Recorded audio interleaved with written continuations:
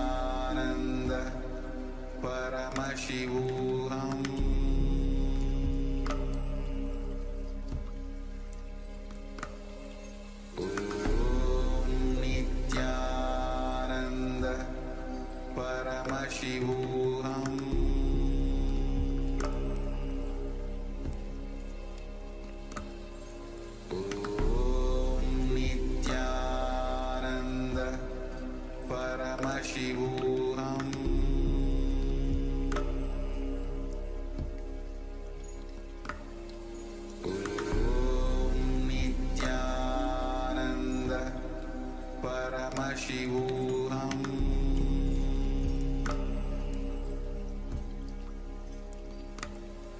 Om Nithyananda Paramashivoham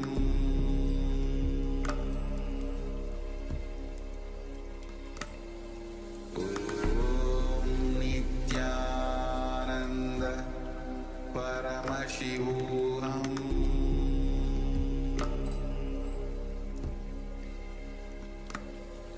Om Nithyananda Paramashivoham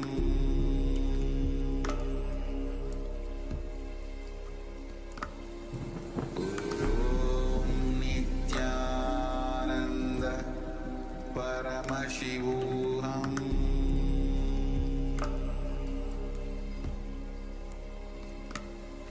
Om Nithyananda Paramashivoham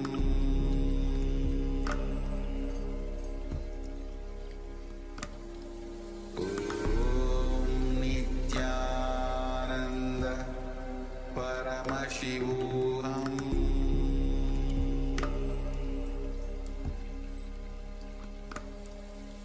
Om Nithyananda Paramashivoham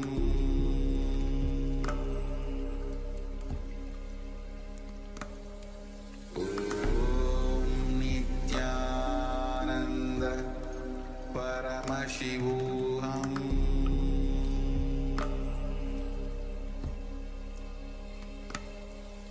Om Nithyananda Paramashivoham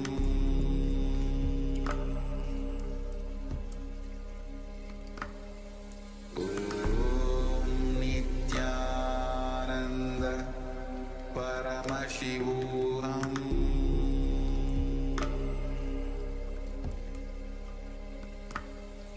Om Nithyananda Paramashivoham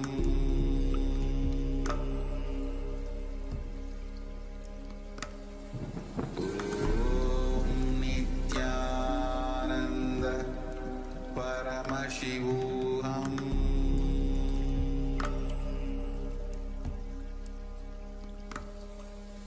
Om Nithyananda Paramashivoham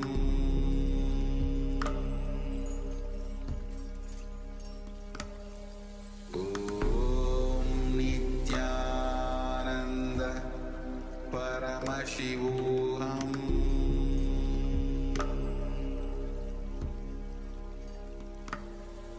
Om Nithyananda Paramashivoham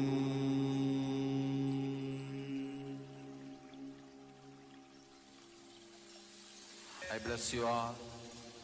Let you all open all your three eyes.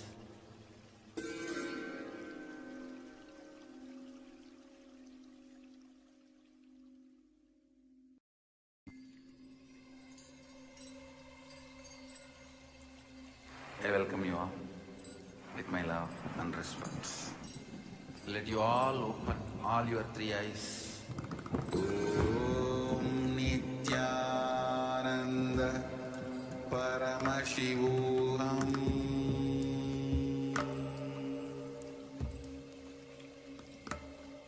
Om Nithyananda Paramashivoham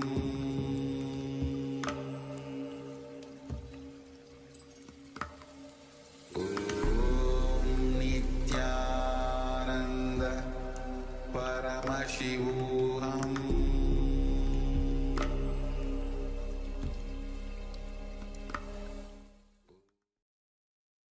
Yes. Now, I request all the participants. You can check the weight of an object. If you have taken weight of yourself, you can check, go and check on the weighing scale. What is the weight of yours? And whatever, whether it is increased or decreased, You can put it in the chat. The moment the powerful cognition enters into you, it manifests as powers. So I request all the participants to do it sincerely, all the completion. You will see you'll be able to manifest these powers. Don't take it for granted. These are all most powerful cognition Swamiji has given to us, which helps us to manifest these powers. Ma when we ma quiz in wing. Please switch on your cameras.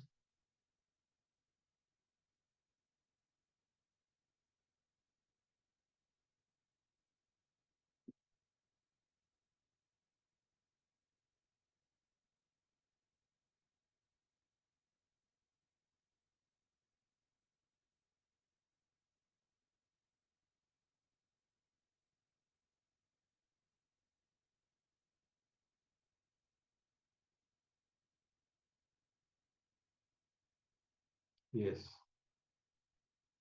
Now, let us enter into the powerful satsang song, Swamiji. I request all the participants to have the book and pen along with you, so that depend on all the powerful cognition received during the session. This will also help you to manifest the powers. The more and more you imbibe the powerful cognition, the more and more you'll be able to manifest these powers. Yes, we're going to first enter into a meditation. We're going to meditate on the light within. So just all settle down, sit in a calm and quiet space. Maybe close your door, close your windows. If there's any noise outside, as Swamiji is going to guide all of you. Yes. Now, let us enter into the session.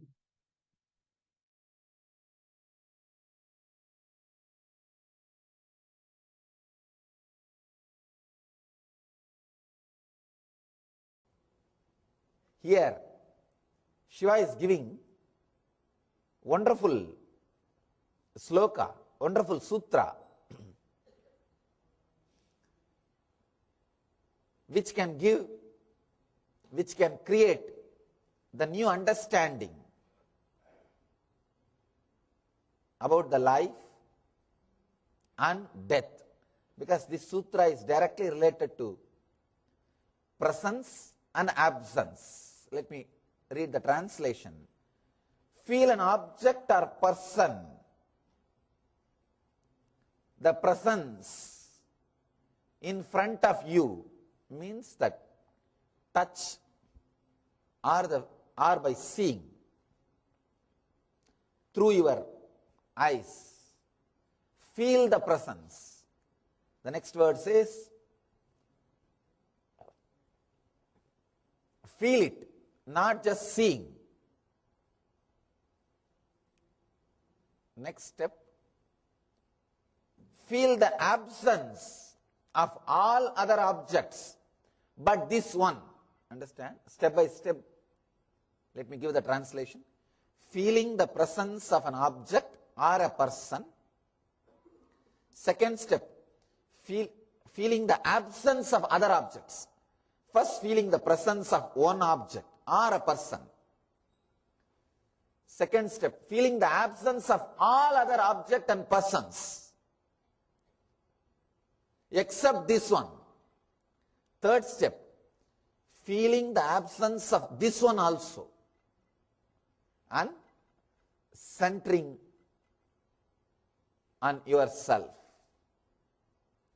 Realize paramastitihi dhyayato layaha. Let you disappear into enlightenment, into the state of meditation. See, Shiva is such a great person, such a great master. He gives techniques for all kinds of human beings and all situations. Yesterday, the technique is for people who are in pain or suffering. Today the technique is for people who are in love on the way to pain.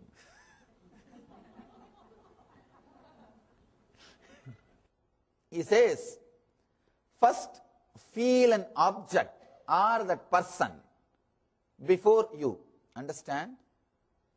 Just to see, if you see through two eyes, it is enough. But to feel, you need to use all three eyes. Third eye also. If you see the kids seeing the rose or a teddy bear, you see how the kid feels the teddy bear. He doesn't just see, he feels it. You can see how his eyes become big. Almost he feels connected to the teddy bear. He feels completely connected. If you try to take it away, you will see the fun. You will see the drama he creates. He feels that the toy is just part of him. So you need to feel that close with some object or that person. It will happen only when your third eye opens, means only when your logic is absent. You can see when you are in love with somebody, when you are in love with some object, your eyes will be bright when you look at that person. Practically your whole being will be looking through your eyes. Through your eyes. You will feel it. First sit with that person or the object, just feel it. Feel that object or the person through your whole being, through the whole body, through the whole energy. Just feel. Just be completely lost. Feel only that object or that person. Second thing, important thing, feel the absence of all other objects and persons but this one. I am reading the original sutra, original translation, so that you will understand. Actually, this sutra can be translated in so many ways. I really feel sorry for my poor translation, because I don't have more words. The sutra has to be understood from 4 or 5 dimensions, because this can give you the basic truths of the falling in love with a master or falling in love with some god or a deity. This sutra will give you the basic technique, how that helps you towards enlightenment. When you deeply feel connected to a master, when you deeply feel connected to a deity, to a god, to a statue, what happens in you, how it leads you towards enlightenment, is beautifully described in this sutra. Understand? People ask me, Swamiji, if I have fallen in love with a girl or a man, can this technique help me? It will. Because whenever you are in love with somebody, the other person will look like a god. He will be God for you. Understand? I always tell people come and ask me, Swamiji, I feel you are God. I tell them, this mood or experience will be there as long as you feel connected or you are in love. As long as you are feeling connected or you are in love. When you are in love with somebody, not only with me, with a master, with anybody, when you are in love, the other person will appear like a god. He will be fulfillment of your being. God means what? Your fulfillment. Your fulfillment is what we call God. What you feel as your fulfillment is your God, Ishta Devata. That is your chosen ideal. When you are in love with the master, he appears as God. He will be God. I always tell people, when you are in love with me, not only I will appear as God, you will see all miracles which God will do will be happening through me. But when that love or feeling connected goes away, when you don't have that, you will not see any miracle through me. Even if you see, you will take it for granted. It is feeling deeply connected or love that gives you the experience, glimpse of God through other, and it just gives you inside you. It's a big science. First, you fall in love with that object or a person. One difficulty is, if you fall in love with that object or a person, first you need to concentrate, feel him, and leave everything else. Then feel his absence also. When you want to feel his absence, he may not agree or cooperate. With a master, he will agree and cooperate to feel his absence, and he will put the whole energy and whole devotion on yourself. He will not bind you. That is the greatness of master. That is the greatness of falling in love with the master. See, when you fall in love with an ordinary object or an ordinary person also, this technique can help you.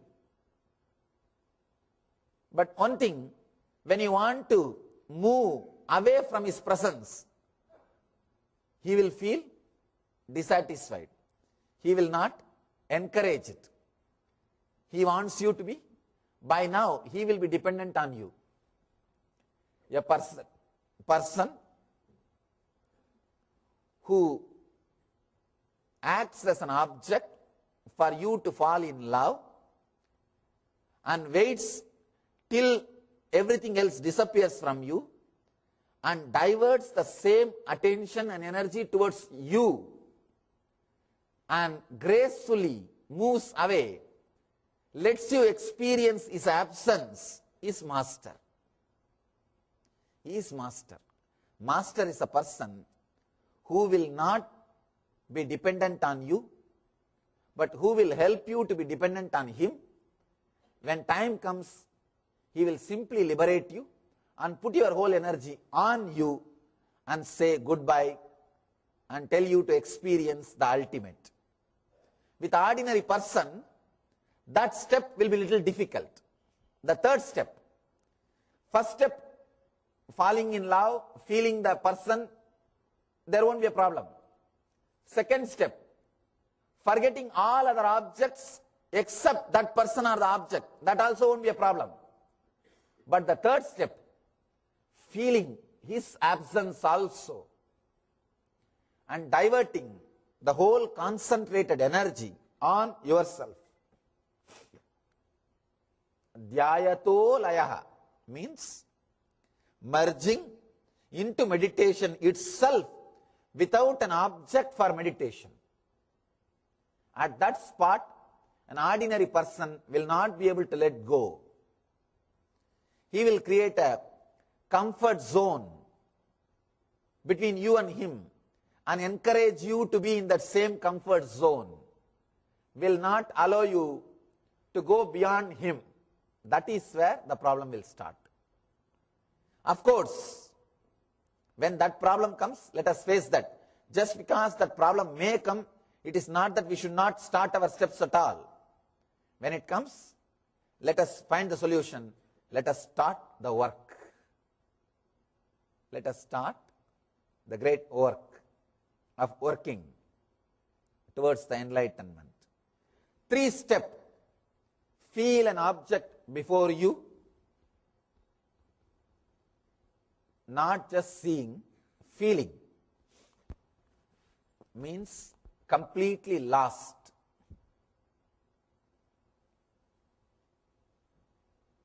Feel the absence of all other objects and persons but this one. Exclude everything else.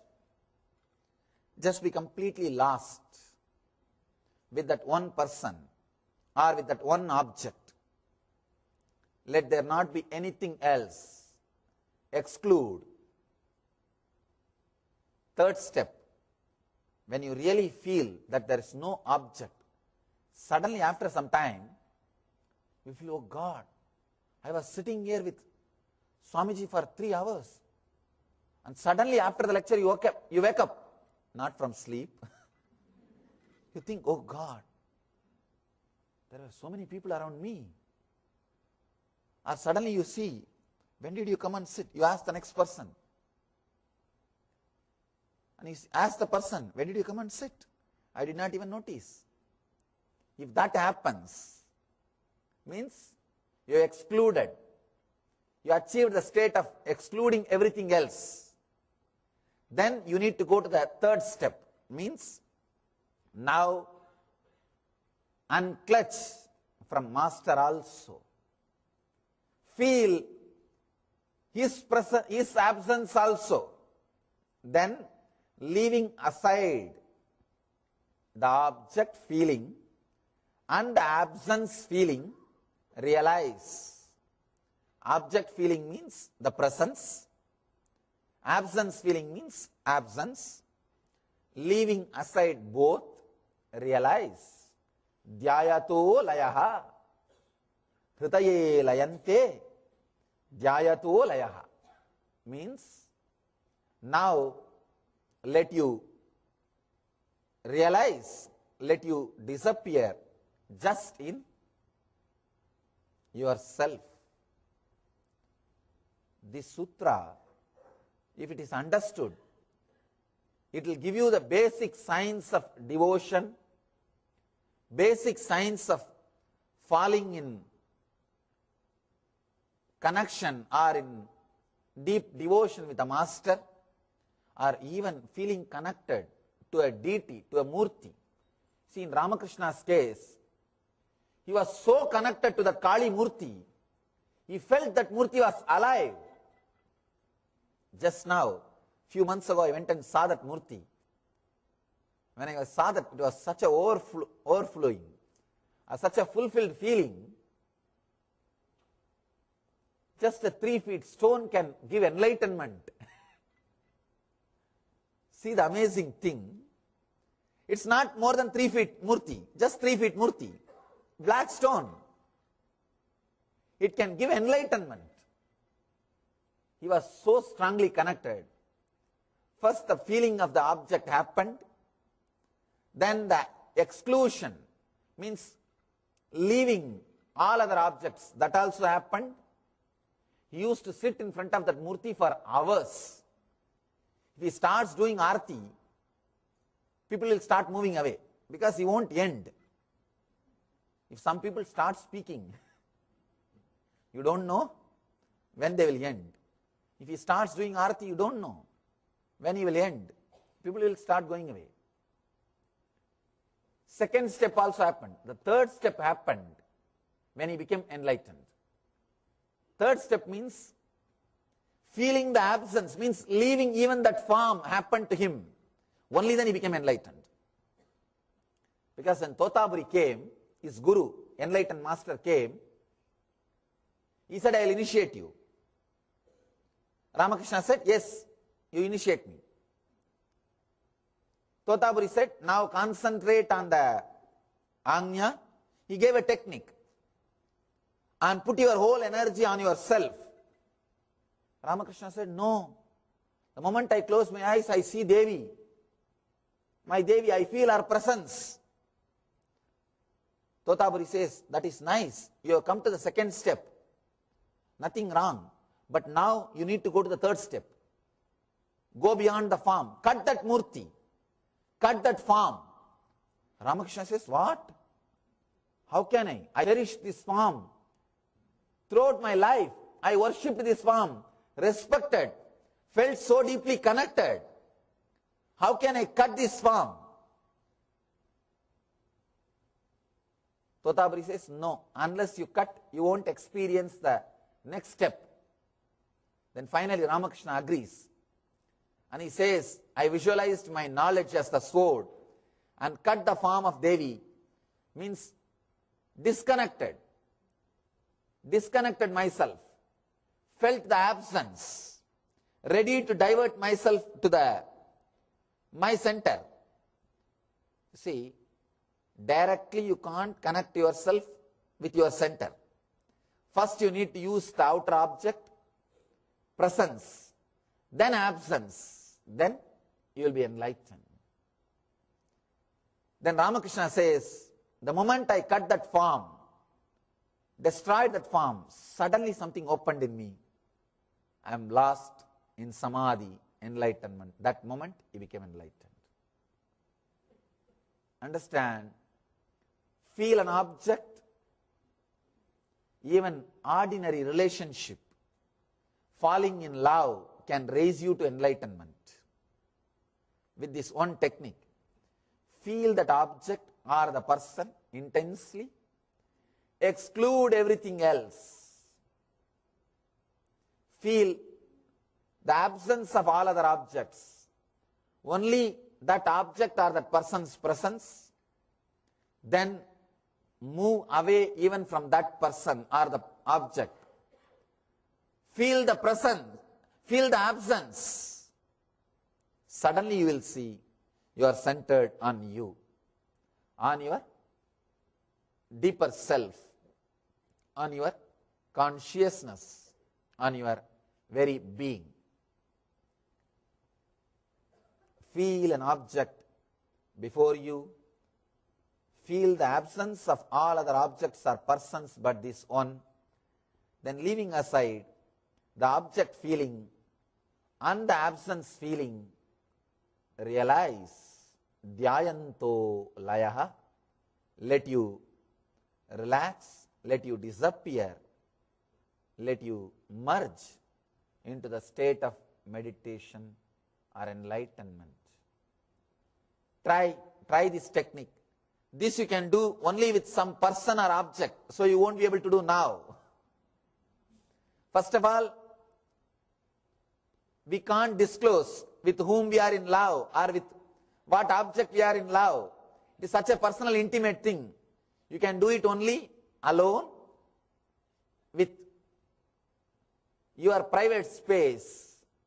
In your private space, try, if you are in love with some object or the person, try this technique. First feel the presence of that person, feel the absence of all other objects, then feel the absence of that person also, and let you get centered on the eternal bliss.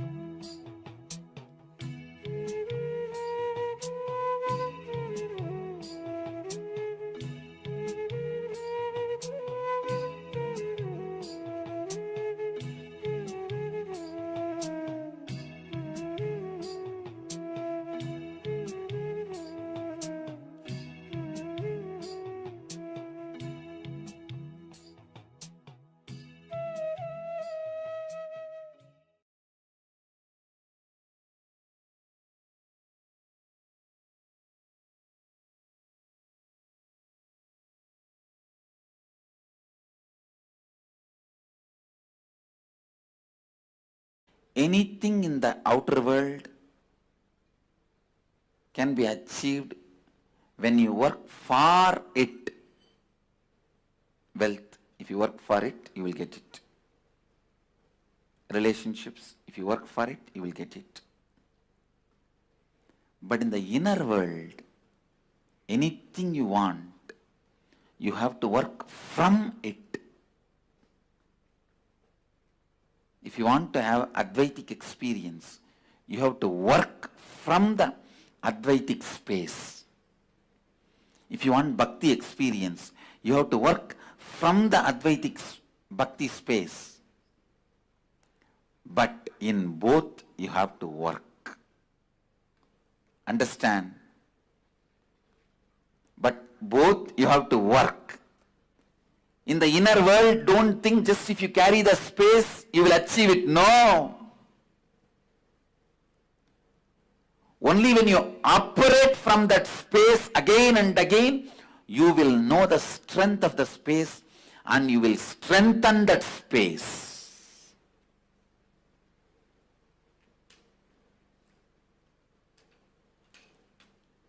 So today, less words, more contemplation. Less words, more contemplation. More manana. I wanted all of you to contemplate on this one truth. Please listen. Contemplate on this one truth.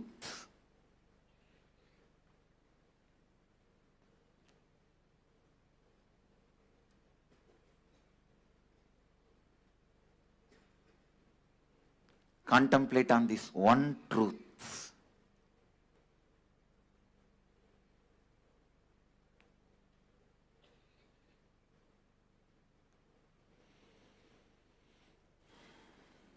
Anything you want in the outer world, you have to work for it.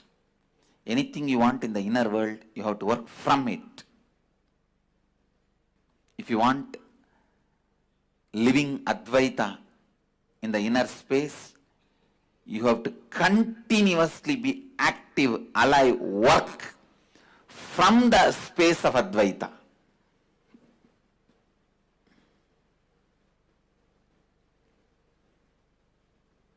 Work from the space of Advaita. Work from the space of Advaita.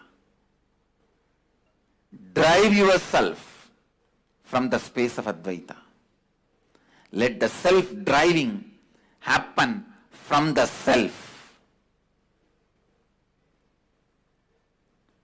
Self-driving happening from the self is what I call enlightenment.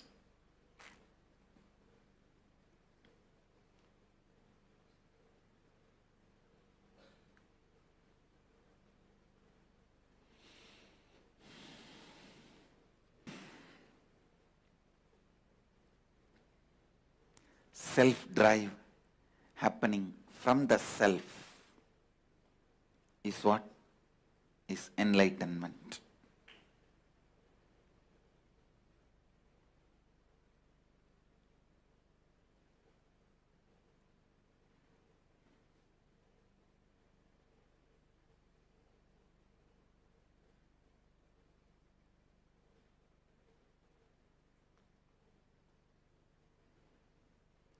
Contemplate on these few words today.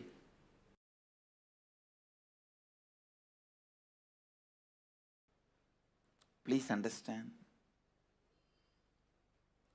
Self-drive is the source of the knowledge a human being has. Means that is Saraswati. Knowledge is not number of books you read. Knowledge is not number of concepts you know. The amount of self-drive you have.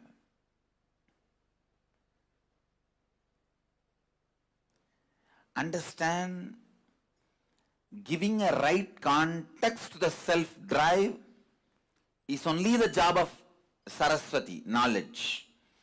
When there is a right context, the self-drive never gets dried up.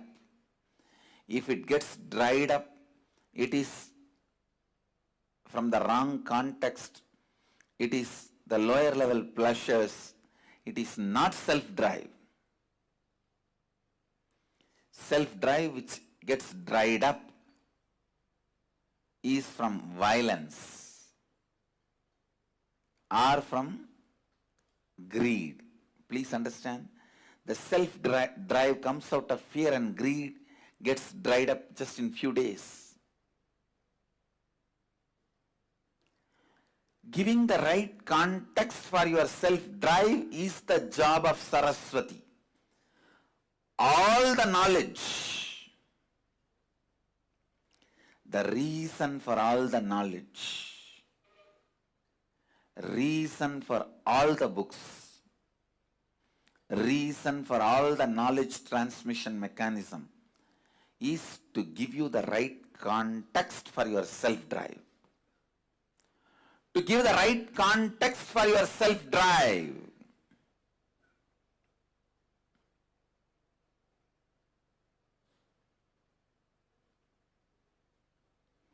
Giving the right context for your self-drive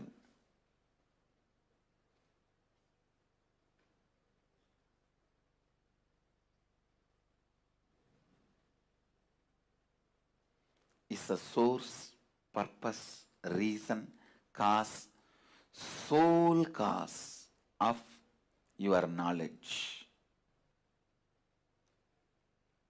Self-drive is the one and only wealth you can carry from one birth to another birth. Please understand. If you want to go to US, you have to change Indian currency to US currency. If you want to come from US to India, you have to change US currency to Indian currency. The same currency will not be useful in the other country. Same way, when you leave the body,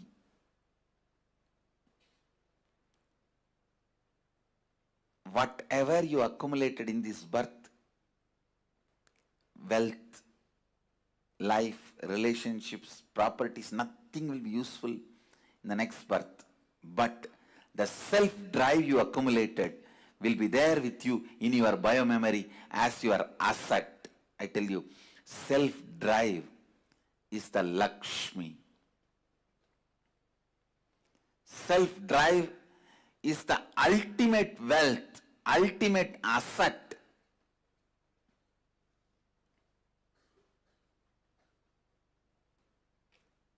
Anyone can accumulate, anyone can acquire. Uttared atmanatmanam atmanam avasadayet. This is the exact interpretation I will give.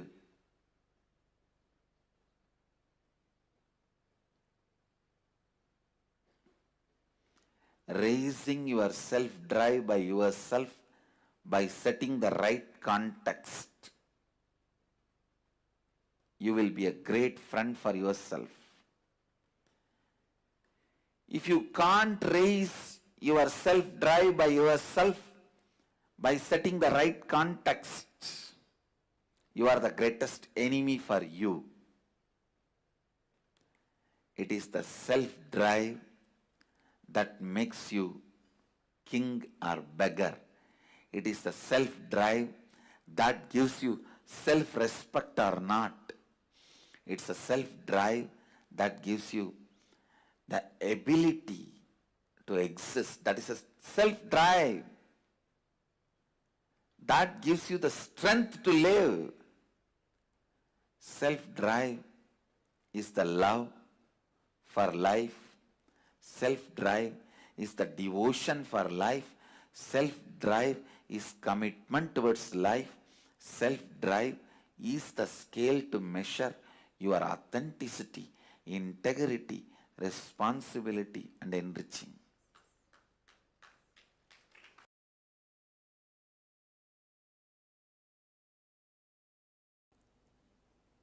Look into you and see whatever patterns, whatever ideas, whatever thoughts brings conflict into you does not allow the experience of oneness in you. Start completing with them. Listen, I am establishing the process for oneness.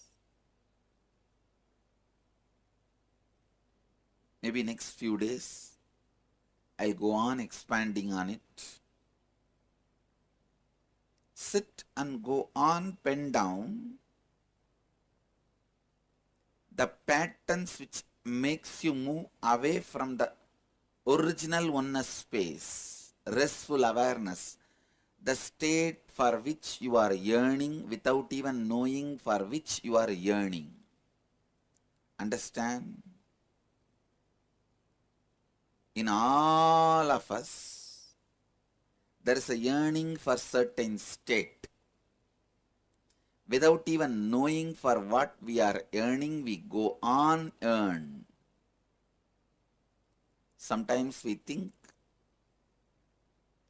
because of that yearning was so deep, we think we are yearning for money, or we think we yearn for just physical satisfaction. Sometimes we get scared and go crazy about that yearning. I use the word crazy. You just get scared what for you are yearning and go crazy about why you are yearning, what for you are yearning. Listen. Whether you get scared of the yearning or go crazy about the yearning or get attached to what you yearn, ultimately you are yearning to a state of oneness, non-dual consciousness. Ekatva is not eka. Listen.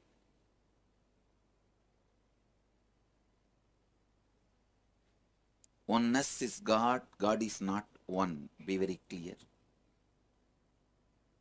All the religions talk about God is one. One God theory is not leading you towards oneness of God.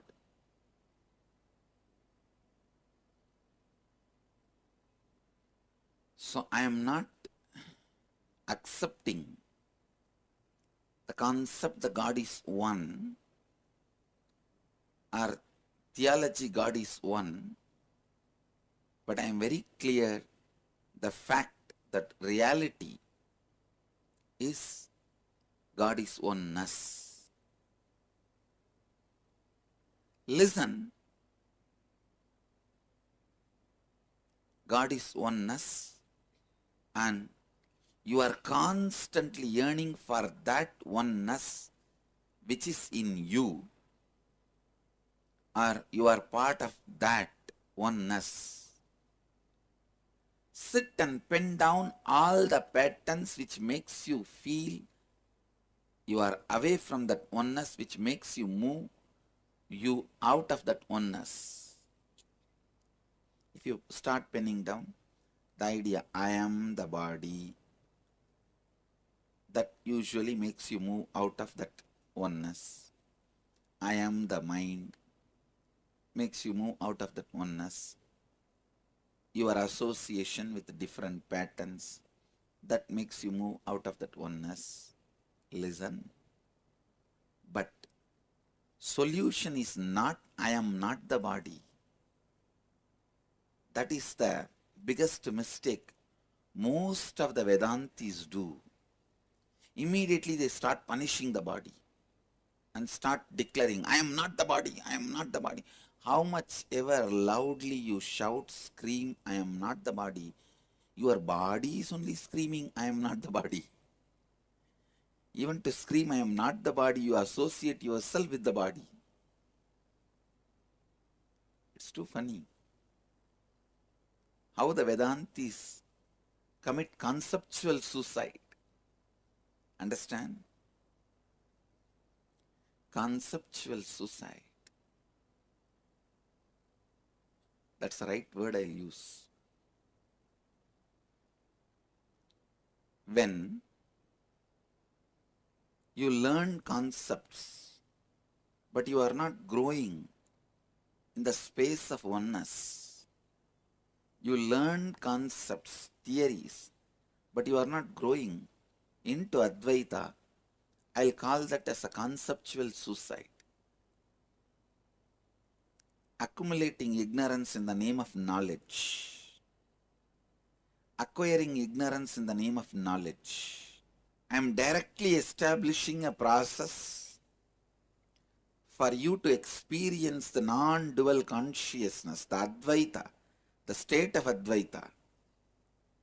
Today I am not talking about any anasin, metasin. How to remove your headache, knee pain, how to have good relationship with your family or teamily. No, I am not talking any of that. Listen, I am very straight.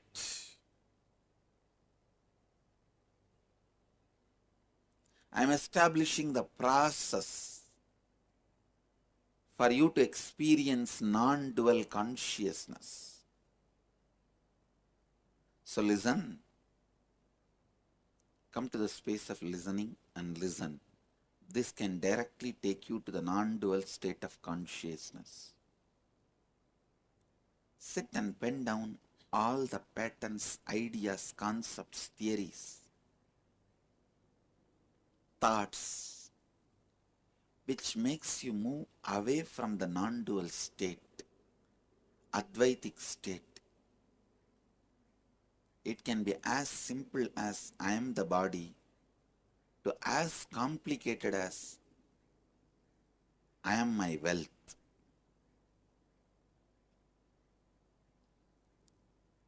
Sometimes people are ready to die but not ready to give up their wealth because their affiliation, association, idea of connection with wealth has become far more deeper than the idea I am the body. Very funny thing. People start eating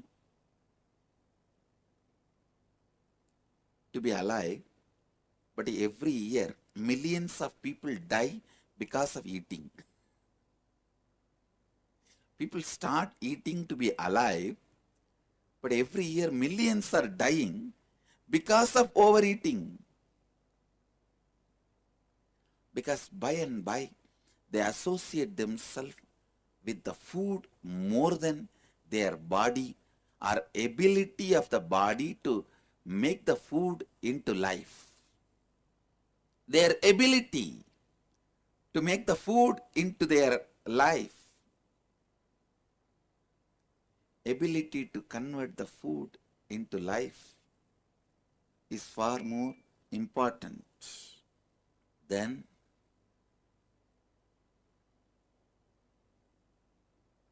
just eating.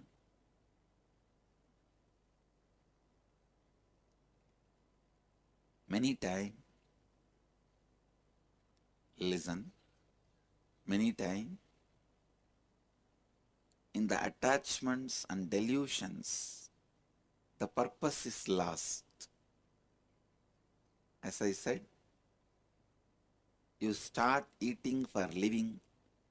Finally, just by eating, you die. You are ready to die, but not ready to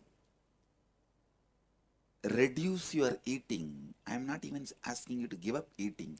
Reduce your eating.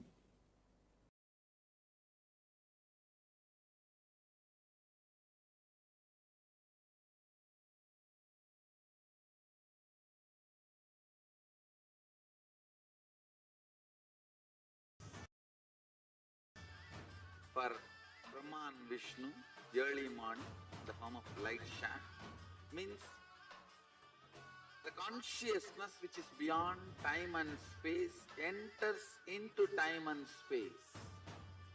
Sadashiva declares, Let me become many to celebrate myself. So morning we celebrate he becoming many. You can see every deity, every god, we go on light the lamp. So each, the Sadashiva himself becomes many. So whole campus we went round. It was such high energy. So again the many become one. Not only spiritually, even socially, this celebration forms a very important part of my life. Because this is the only celebration I enjoyed from my birth, at least in this body.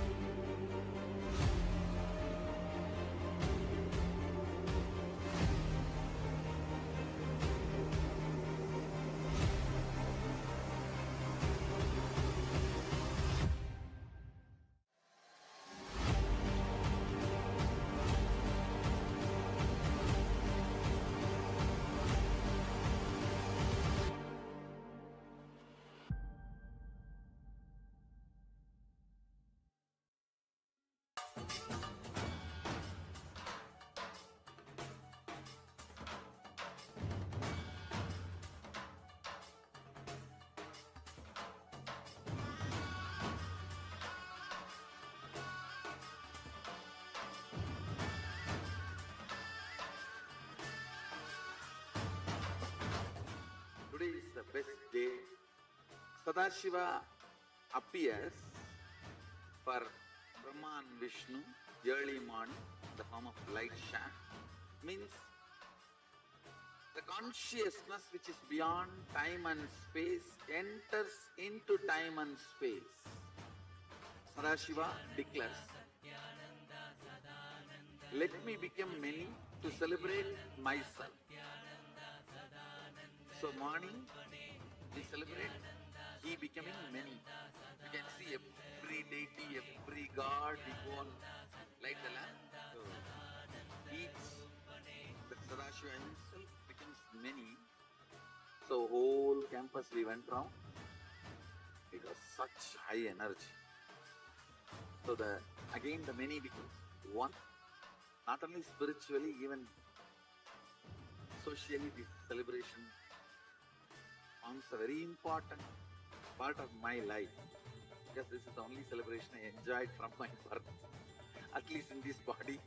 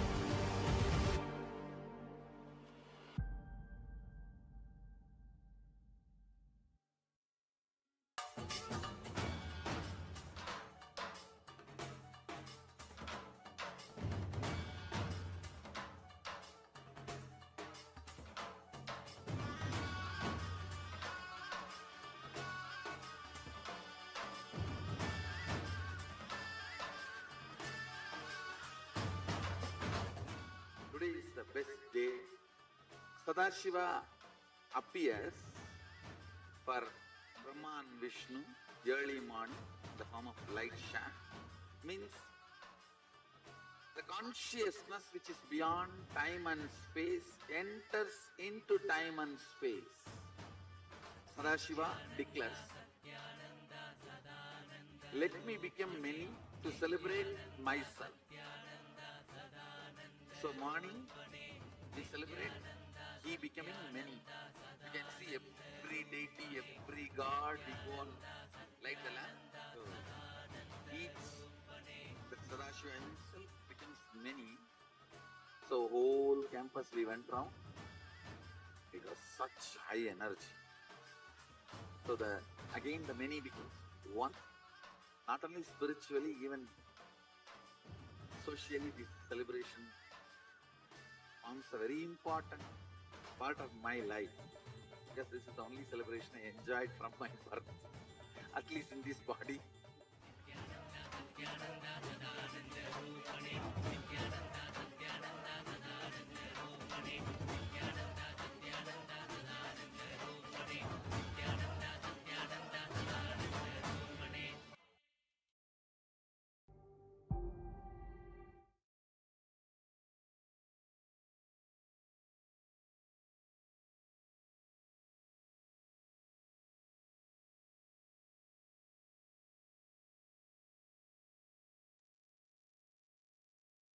Yes,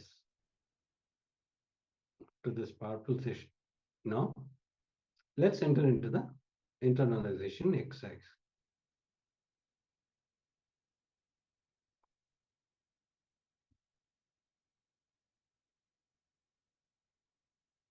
So please have your book and pen along with you so that we can enter into the internalization exercise.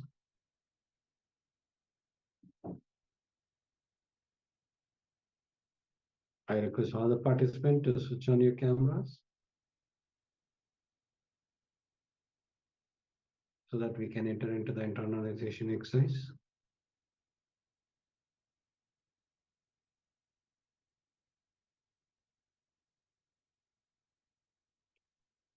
Please sit straight with complete awareness.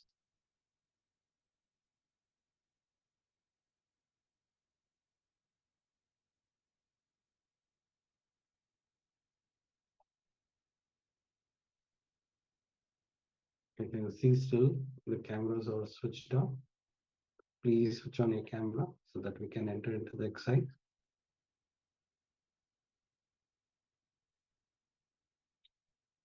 So here you will be identifying all the incidents where you were unable to make the other person to do what you want, or where you even avoid to attempt thinking they will not do what you want. Understand? You are going to identify all the incidents where you are unable to make the other person to do what you want, or where you even avoid to attempt thinking they will not do what you want. Identify the block within you that is reflected in the situation and in the other person. You are not now going to identify the block. What is the block you carry within you that is reflected in the other person? That in that situation, complete with the earliest instant where you experience this incompletion. So identify the recent incompletion you had with the other person, and you are going to complete with it. Please have your book and pen. Keep chanting the Mahavakya intensely so that you remember whatever the incompletion you had with the other person. Because even this Mahavakya helps you to identify the incompletion. Your mind always block to remember all those things. This Mahavakya is going to help you to identify all the incompletion. So please complete with the earliest instant where you experience this incompletion. Now, let us enter into this exercise.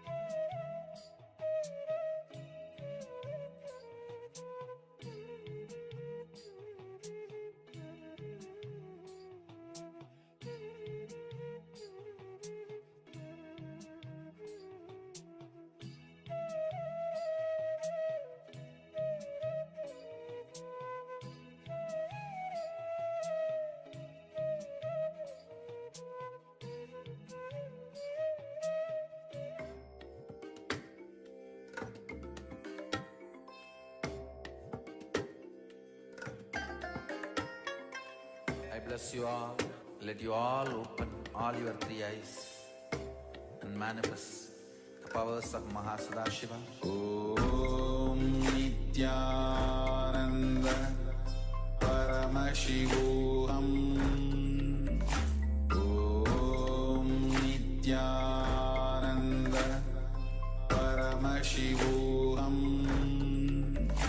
Om Nithyananda Paramashivoham. Om Nithyananda Paramashivoham. Om Nithyananda Paramashivoham. Om Nithyananda Paramashivoham. Om Nithyananda Paramashivoham. Om Nithyananda Paramashivoham. Om Nithyananda Paramashivoham. Om Nithyananda Paramashivoham. Om Nithyananda Paramashivoham. Om Nithyananda Paramashivoham. Om Nithyananda Paramashivoham. Om Nithyananda Paramashivoham. Om Nithyananda.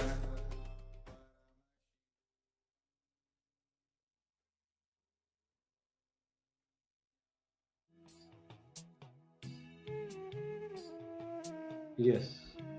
Now, after this powerful internalization, let's enter into the power manifestation session. I request all the participants to switch on your camera and please sit straight with your head, neck and spine so that we can enter into the power manifestation. Yes, in this round we're going to manifest the power of anima, which means decreasing. We're going to decrease the size of an object. So select any one object, can be maybe a small figurine or a pen, something which is nearby and which is not too large, something that you can measure easily and then compare the size. Let's take a few moments and find an object that you want to manifest this power on. And take the first measurement. You can either use measuring tape or you can just take a piece of paper, place the object on it and just draw the outline. For example, let's say you're using a bottle cap. You can just draw the outline of that bottle cap and then you can reduce the size of this object. Or you could reduce the size of the bottle cap and then try to screw it onto the bottle and see if it fits, if you don't have any other measuring tool. So just take a few moments and determine the size of the object before we enter into this round of the power manifestation. Yes, sorry for the technical glitch. We're going to manifest the power of reducing the size. So pick an object and measure the size initially. And then you can start connecting with Swamiji. Yes, now you will connect with Swamiji. Sit with this powerful cognition and meditate on intensely as visualize Paramashiva has come down in the form of Bhagavan Nithyananda Paramashivoham. Remember Paramashiva in your third eye. Sit with powerful cognition and meditate on it. Then intensely think that you are Nithyananda Paramashiva. Anything else you think as you identity is a delusion. Drop all the doubt and visualize, unclutch from all the thoughts. Intensely chant the Mahavakya. Om Nithyananda Paramashivoham. Om Nithyananda Paramashivoham. Om Nithyananda Paramashivoham. Now, let's enter into this power manifestation. Keep chanting the Mahavakya intensely as we enter into the power manifestation.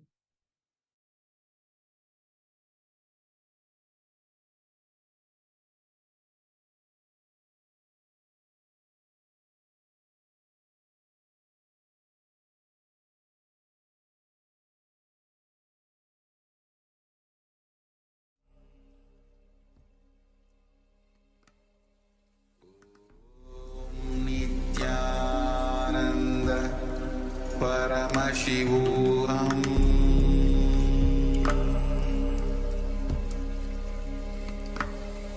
Om Nithyananda Paramashivoham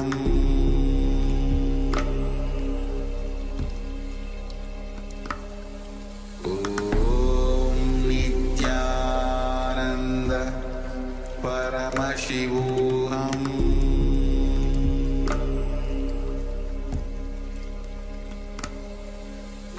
Om Nithyananda Paramashivoham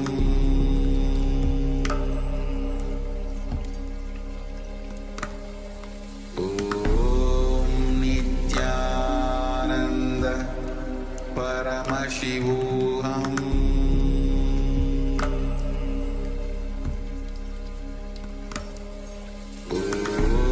Om Nithyananda Paramashivoham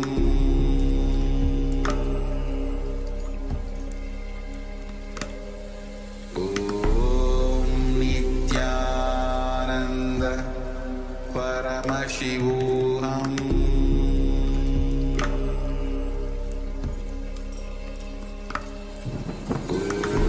Om Nithyananda Paramashivoham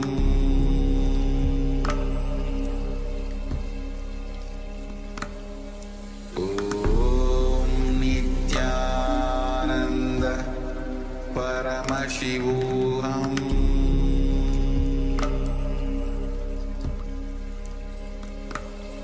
Om Nithyananda Paramashivoham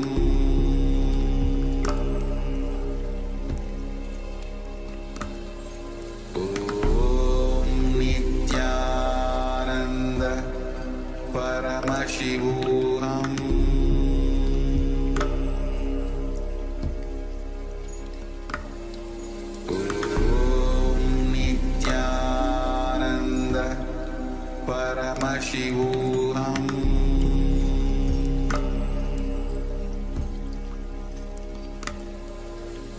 Om Nithyananda Paramashivoham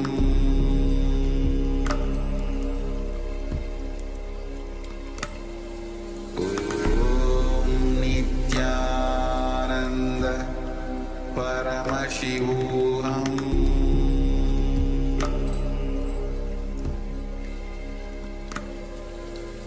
Om Nithyananda Paramashivoham